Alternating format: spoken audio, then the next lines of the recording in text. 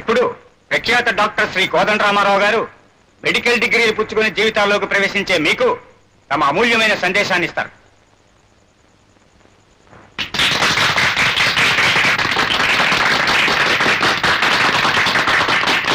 My dear young doctor, భవిష్యత్తులో ఎంతో సాధించవలసిన మీతో ఇలా మాట్లాడే అవకాశం నాకు కలగడం ఎంతో సంతోషంగా ఉంది.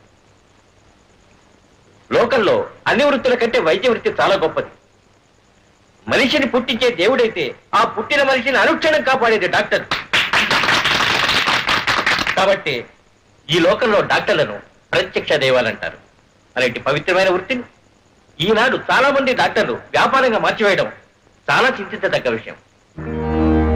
పేదవాడి రోగానికి రంగు నీళ్లైనా ఇవ్వకుండా పెద్దవాడి చిన్న రోగానికి ఎంతో కృషి చేస్తున్నారు. ఈనాడు వైద్య వృత్తిలో ఉన్న వాళ్ళు ముందుగా ఆలోచిస్తున్నది ఏ పెద్ద పట్టణంలో ఎంత పెద్ద డాక్టర్ అయి లక్షలు గడిస్తామనేదే గాని చిన్న చిన్న గ్రామాలలో బాధలతో, దారిద్ర్యంతో, జబ్బులతో కృంగి కృషించి అలమటించే అనాథ రోగులకు సాయం చేద్దామని కాదు. Just a minute sir.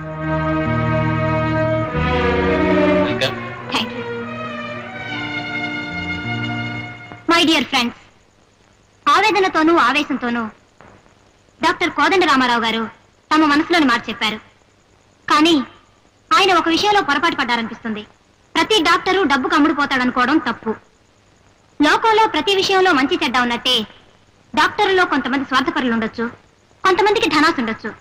కానీ అందరూ అలాంటి వారే అనడం అన్యాయం. Very good, very good. నీ ఉత్సాహాన్ని ఎంతో అభినందిస్తున్నానమ్మా. నీవిప్పుడు మాటల్లో చెప్పిందని చేతల్లో కూడా చేసి చూపించిన రోజున నీ తల్లిదండ్రుల కన్నా కూడా నేనెక్కువ ఆనందిస్తానమ్మా.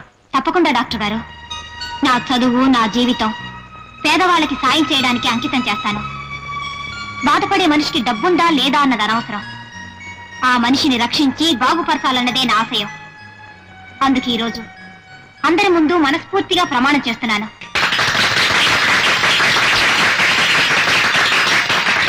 సార్ ఏమిటి? లోపల రమణ. హలో. నమస్తే సార్, నా పేరు శాంతి. ఐ నో మొన్న ఫేర్వెల్ పార్టీలో చాలా అద్భుతంగా మాట్లాడావు కదా నువ్వు. కూర్చోమ్మా. నిజంగా ఇంత చిన్న వయసులో అంత గొప్ప ఆశయాలు ఉన్నందుకు నిన్నెంతో అభినందిస్తున్నాను. Thank you sir. నేను చిన్న రిక్వెస్ట్ అడగడానికి వచ్చాను. ఏమిటో చెప్పమ్మా. నన్ను గవర్నమెంట్ డాక్టర్ గా ఏదో ఒక ఊరికి అపాయింట్ చేసే అధికారం మీదే అని నాకు తెలుసు. నేను ప్రత్యేకంగా ఒక ఊరికి డాక్టర్ గా వెళ్ళాలనుకుంటున్నాను. దయచేసి మీరు నన్ను అక్కడికి అపాయింట్ చేయాలి. ఇలాంటి డాక్టర్ ఏ ఊరికి వెళితే అది ఆ ఊరు ప్రజల అదృష్టం అమ్మా. చెప్పు, ఏ ఊరు వెళ్ళాలనుకుంటున్నావు? భద్రాచలం దగ్గర మారుమూలలో ఉన్న సిరిపురం సార్. వాట్? సిరిపురం? అవును సార్. చూడమ్మా, ఆ ఊరు సంగతి తెలియక నువ్వు అక్కడికి వెళ్ళాలనుకుంటున్నావు. అది చాలా ప్రమాదకరమైన ఊరు. ఊరు ఎలాంటిదైనా మనుషులంతా ఒకటేగా సార్. అక్కడే నువ్వు పొరపడుతున్నావు. ఆ ఊళ్ళో ఉండేది మనస్సున్న మనుషులు కాదు, మానవత్వం లేని రాక్షసులు. అక్కడికి వెళ్ళిన ఏ డాక్టరు ప్రాణాలతో తిరిగి రాలేదు. అందుకే ఎవరిని అపాయింట్ చేద్దామన్నా ఎవరు వెళ్ళనంటారు. నా మాట విని. సార్, వృత్తిని నమ్ముకున్న నాకు ఏ ఊరైనా పర్వాలేదు. ప్లీజ్ దయచేసి నన్ను అక్కడే అపాయింట్ చేయండి. ఆల్ రైట్, నీకు నువ్వుగా కావాలంటుంటే నేనేం కాదనలేను. నేను భగవంతుని ప్రార్థించేదల్లా నీకే ప్రమాదం జరగకూడదని. నీ అపాయింట్మెంట్ అక్కడే వచ్చేలా చూస్తాను. Wish you best of luck.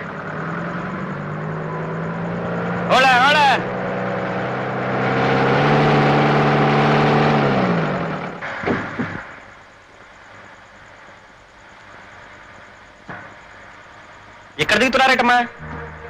నేను వెళ్ళదలుచుకున్నది సిరిపురమే. సిరిపురమా? ఒంటరి ఆడపిల్ల ఉండి సిరిపురం వెళ్తున్నావా? అసలు బతకదలుచుకున్నాడు ఎవరు? ఆ ఊరు వెళ్ళరే. జాగ్రత్తమ్మా.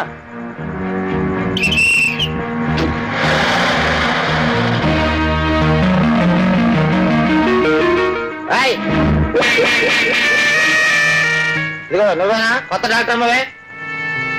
అవును. బండి అడుగుందో త్వరగా.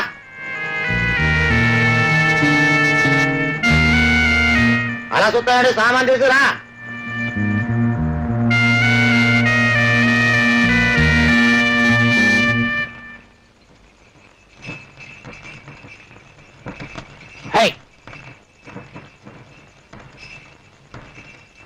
సిరిపురం ఎంత దూరం? వెళ్తున్నావా? అదే తెలుసు, కూర్చో.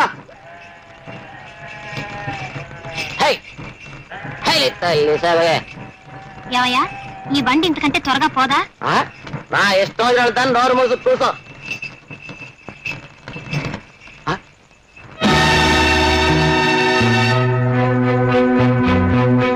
ఏమైంది? బండి ఎందుకు ఆగింది? అట్లా చూడు, నీకే తెలుస్తుంది. దిగి వాటిని పక్కకు తోలేసి రావచ్చు కదా. వాటి తోటమే మధ్యలో మాటలు మాట్లాడబాక. అవి ఎవరు అనుకుంటున్నావు?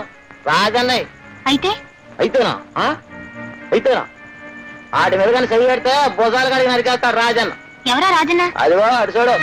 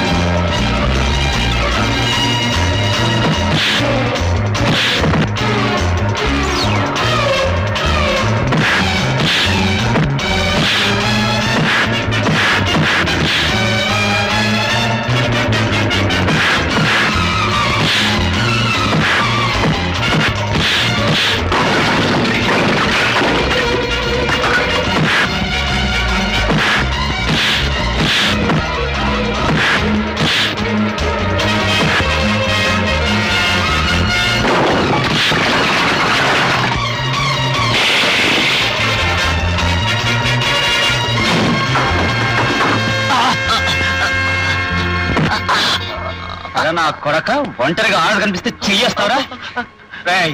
ఈ చెయ్యి చేస్తే మళ్ళీ ఆ పాడు పని అన్న ఈసారి నన్ను మన్నించేయన్నా.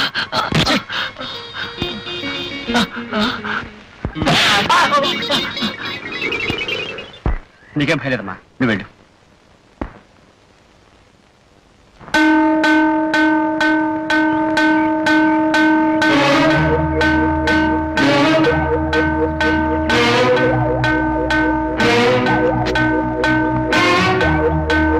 దండాలు రాజన్న. ఏం నర్సిగా, ఏంటి ఇక్కడ ఉన్నావు? ఏదన్నా ఊళ్ళోకి వెళ్ళాలి. ఆహా, వెళ్ళిపోగలవా? ఎలా అన్నా, నీ ఎడ్లు దారిలో ఉన్నాయి కదా, అవి వెళ్ళిన తర్వాతే వెళ్తాను, తెలుసుగా. అది గది. కాకపోతే బండిలో డాక్టర్ అమ్మా. డాక్టర్ అమ్మా? నమస్కారం డాక్టర్ అమ్మా. నమస్కారం డాక్టర్ అమ్మా. ముందుగా తమ రాకు తెలుసుంటే ఉత్త దండాలి కదమ్మా, మెళ్ళో దండ వేసి మా ఊళ్ళో తీసుకెళ్ళేవాడిని. ఎందుకంటే మా ఊళ్ళోకి దేవుడైనా రావచ్చేమో కానీ డాక్టర్ రావడం మాత్రం జరగదమ్మా. ఒకవేళ వచ్చినా వాళ్ళని తిరగకుండానే పారిపోతుంటారు. మా ఊళ్ళో ప్రాణం తీసే మనుషులు తప్ప ప్రాణం పోసే డాక్టర్ లేరమ్మా. ఏమిటో మీరు రావడం చూసి చాలా సంతోషం ఉందమ్మా. నర్సిగా, నర్సిగా అన్నా డాక్టర్ మరి నీ ముసలి బండ్లు తీసుకెళ్తారా? ఇప్పుడు నాకు గిత్తం పెట్టు. అలాగే అన్నా. డాక్టర్ మరి నేనే తీసుకెళ్తాను.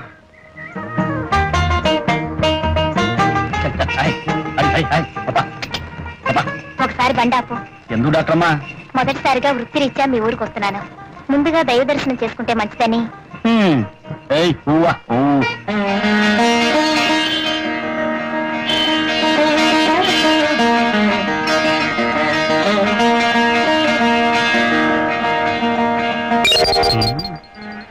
ఎవరమ్మా నువ్వు? ఈ ఊరు కొత్తగా వచ్చావా? అవునండి, నేను ఈ ఊరు కొత్తగా వచ్చిన డాక్టర్ని. నా పేరు శాంతి. నా పేరు మీద దేవుడికి పూజ చేయించండి. పూజ చేయిస్తా, చేయిస్తాను.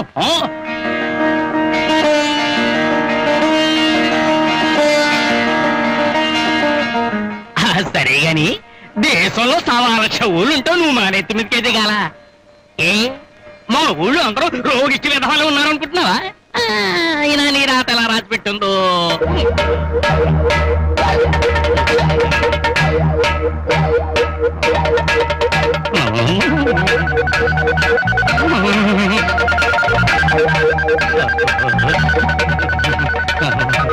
రాజాయ నమః, రాజరాజాయ నమః, రాజన్నాయ నమః.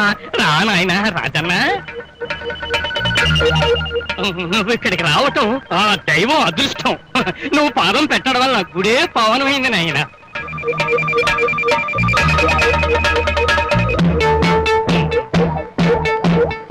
ఏదో నాయన అగ్గి పెట్టి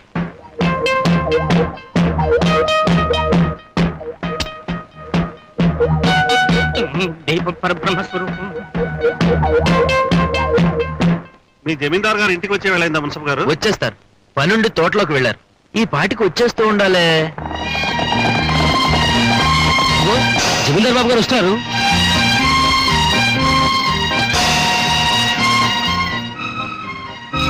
నమస్కారం జమీందార్ బాబు. జమీందార్ గారు, ఈయన పట్నం నుంచి వచ్చిన ఎలక్షన్ ఆఫీసర్. తమ దర్శనం కోసం వేచి ఉన్నారు. మా దర్శనం కోసమా?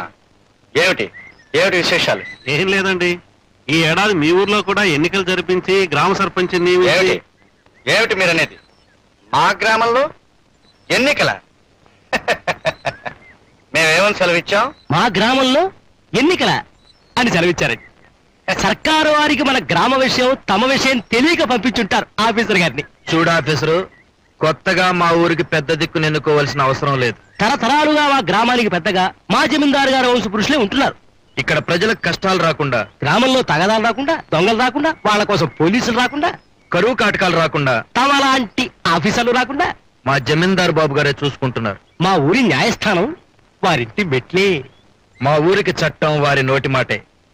వారికెవరైనా ఎదురొస్తే ఆడి మెడకాయ మీద తలకాయ నేల రాలిపోద్ది. విన్నారుగా మా గ్రామం పరిస్థితి. ఇంకా మాకు ఎన్నికలు ఎందుకు? మేమేమని సెలవిచ్చాం? మీ ఊళ్ళో ఎన్నికలు ఎందుకని సెలవిచ్చారు? అలాగని ఒక రిపోర్ట్ రాసి పంపండి. వస్తాను.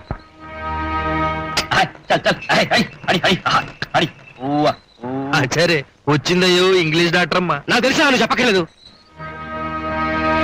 డాక్టర్ అమ్మ, వీళ్ళు మా ఊళ్ళో పెద్ద మనుషులు. డబ్బులోనూ వయసులో నాకు తెలియదు అనుకో. చూడండి పెద్ద మనుషులు, ఈవిడ మన ఊరు కొత్తగా వచ్చిన డాక్టర్ అమ్మ, పేరు శాంతి. విన్నాం, ఆమె గారు వస్తున్నారని బండి పంపించాం. మేమేమని సెలవిచ్చాం? బండి పంపేమో సెలవిచ్చారు. డాక్టర్ అమ్మ గారు, ఆ సెలవిచ్చే పెద్ద మనిషి ఈ ఊరికి జమీందారు బాబు. జమీ ఎంతుందో జమలేదు గాని ఈ ఊళ్ళో ఏ దారినైనా వెళ్ళి పెత్తందారి మాత్రం చలాయించుకురాగలడు. అమ్మో అమ్మో, చూసారండి మిమ్మల్ని. ఇక ఆయన పక్కన తందాంతన పడేడు చూడు, ఆయన ఈ ఊరికి నాటు వైద్యుడు. నమస్కారం. నమస్కారం. డాక్టర్ అమ్మా, ఒక చేత్తో నమస్కారం పెడుతున్నాడని ఏం అనుకోకు. పాపం ఆ రెండో చెయ్యి కొన్నేళ్ల క్రితం ఖర్చు అయిపోయింది. ఏంట్రా మాటలు? ఒక్క దెబ్బకి మెడకాయ మీద తలకాయ లేపేయగలను. మెడకాయ మీద తలకాయ లేపేస్తానని బడాయిలు కొట్టే ఈ పెద్ద మనిషి ఈ ఊరికి మునుసు. ఊరికి పెద్దగా ఏం చేయడు, ఊరికే వచ్చి ఇక్కడ కూర్చుంటాడు. ఇక వాడు బండి లాగడానికి ఎద్దెలా పుట్టిందో ఈ జమీందారికి రెయ్యం పగలు గొడుగు పట్టడానికి వాడు పుట్టాడు. అది సరే, ఇంతకీ డాక్టర్ అమ్మని ఎందుకు తీసుకొచ్చావో మేము తెలుసుకోవాలనుకుంటున్నాం. మేమేమని సెలవిచ్చాం? డాక్టర్ అమ్మ ఎందుకు? నువ్వు ఆగు.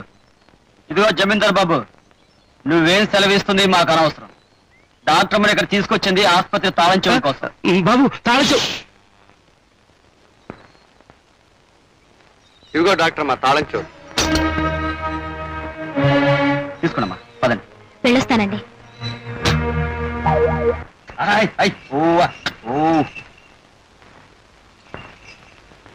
డాక్టర్ గారు, ఇదేనండి మీ ఆసుపత్రి.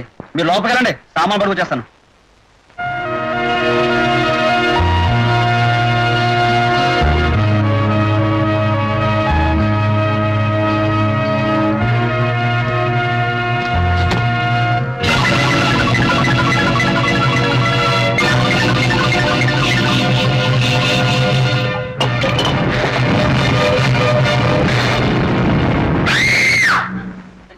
ఏంటమ్మా, ఏమైంది? ఏం లేదు. ఓహో, ఈ ఇంటి వాళ్ళకం చూసి భయపడతారా? ఎవడో మీరు వెళ్ళి పంతులు గారి ఇంటి కూర్చోండి. 5 నిమిషాలు ఎన్ని శుభ్రం చేసి మీరు పిలుస్తాను. రండి రండి, వెళ్దాం. పంతులు గారు, ఎవడో? ఎవరో? రాజన్న, రా రా రా.